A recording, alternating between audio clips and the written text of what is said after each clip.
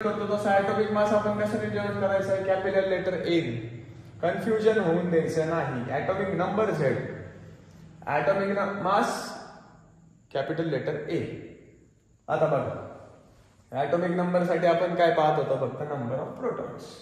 पण atomic mass साठी आपण काय पाहायचं? Number of protons plus number of neutrons. So for example हाच ऍटम घेऊया आपण, ज्याच्यामध्ये नंबर ऑफ प्रोटॉन्स किती आहेत? 8. त्याच्यामध्ये नंबर ऑफ न्यूट्रॉन्स पण किती असतात? 8. त्याच्यामध्ये नंबर ऑफ इलेक्ट्रॉन्स पण किती असतात? 8. प्रोटॉन पण 8, न्यूट्रॉन पण 8 आणि इलेक्ट्रॉन पण 8.